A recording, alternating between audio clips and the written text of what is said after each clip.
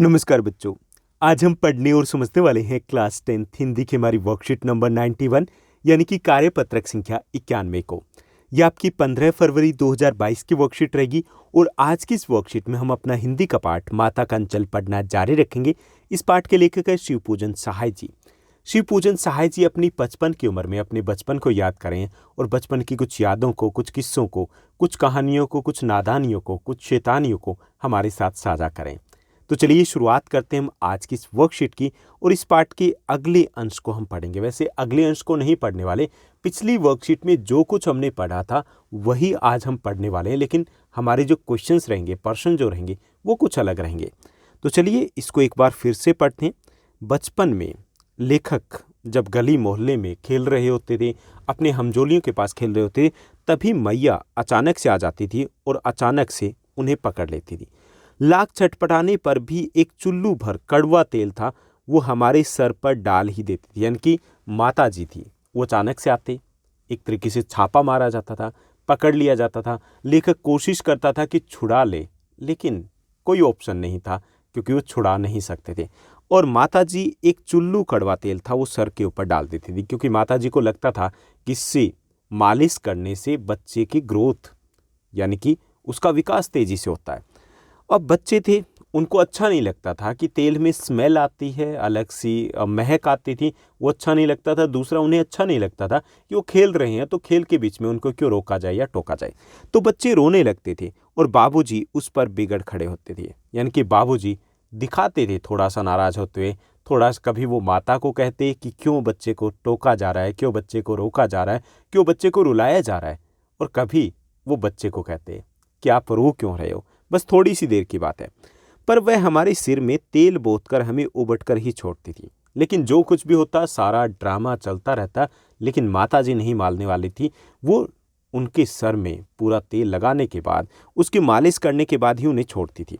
फिर हमारी नाभि और लिलार में काजल की बिंदी लगाकर चोटी गूंथती। यानी कि अब बात हो रही है उनको नहाने के बाद जब तैयार किया जाता था, तो उनकी नाभि और लिलार यानी कि माथे के ऊपर, मस्तिष्क के ऊपर काजल की बिंदी लगाई जाती थी, उनकी चोटी गूंथी जाती थी और उसमें फूलदार लट्टू बांध करके रंगीन कुर्ता और टोपी पहनाई जाती थी। यानी कि कुछ अलग ही तरीके से, प्यार से, लाड से उनको तैयार किया जाता था। हम खासे कन्हैया बन जाते थे। यानी कि ये सब कुछ तैयार करने के बाद लेखक को लगता है कि वो कन्हैया की तरह दिखते थे और बाबूजी की गोद में सिसकते सिसकते बाहर आते थे। यानी कि थोड़ा सा अब भी वो गुस्से में होते थे, बच्चे नाराज होते थे, खुशी खुशी थोड़ी नहलाते थे। यानी कि खुशी खुशी तो वो नहाते ही नहीं थे और ना ही खुशी खुशी तैयार होते थे, क्योंकि उन्हें वहाँ से निकल करके भागना था, जल्दी से गली में जाना था, हमजोलियों के साथ खेलना था। इसलिए वो थोड़े से नाराज़ होते थे और सिसकते हुए, थोड़े थोड़े से रोते हुए वो अपने बाबूजी की गोद में आ जाते थे।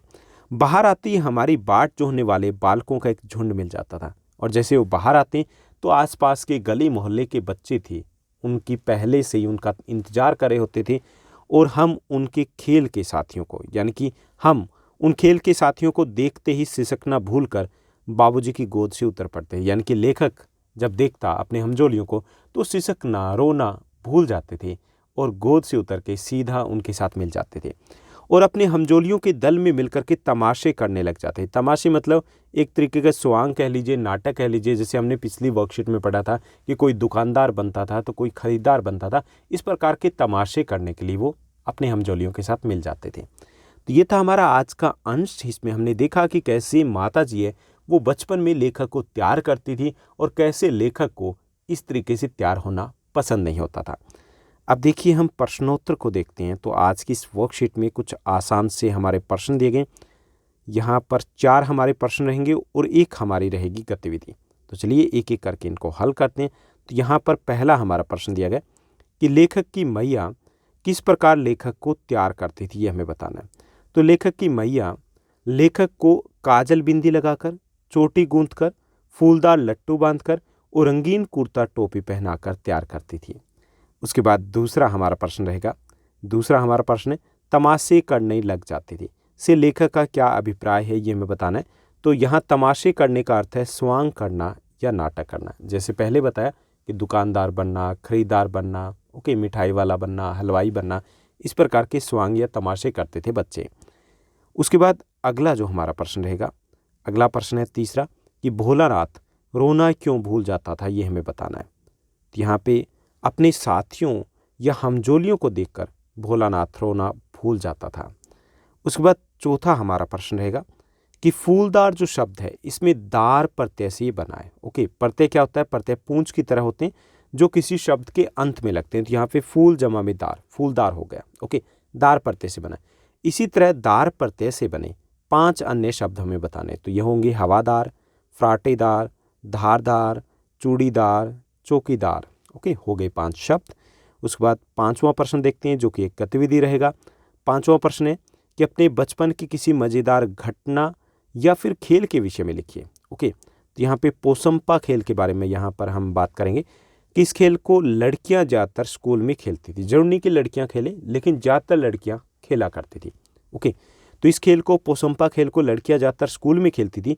2 खिलाड़ी अपने अपने दोनों हाथ ऊपर करके एक दूसरे को पकड़ लेते थे, जिसमें बाकी साथियों को होकर के गुजरना होता था।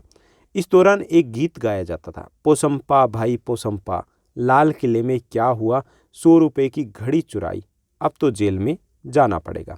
यानी कि ऐसा गीत गाया जाता था जब इस दौरान जब बाकी बच्चे निकलते थे, पोसंपा भाई पोसंपा, पोसंपा भाई पोसंपा, लाल किले में क्या हुआ, 100 रुपये की घड़ी चुराई, अब तो जेल में जाना पड़ेगा, जेल की रोटी खाना पड़ेगा। यानी कि ऐसे गीत गाया जाता था। इस लाइन के ख़त्म होते ही जो पकड़ में आ जाता था वो आउट हो जाता था। तो इस प्रकार का एक मस्ती भरा खेल था, बचपन में खेला जाता था। और ये बचपन की यादगार घटना कह लीजिए या फिर बचपन का एक यादगार खेल कह लीजिए। तो ये थी हमारी आज की वर्कशीट। उम्मीद करता हूँ कि सब कुछ आपको अच्छे से समझ में आया होगा। अगर आपको ये वीडियो, ये वर्कशीट अच्छी लगी तो इस वर्कशीट को लाइक और शेयर ज़रूर कीजिएगा। आज के लिए बस इतना ही। Thank you, bye bye, have a nice day.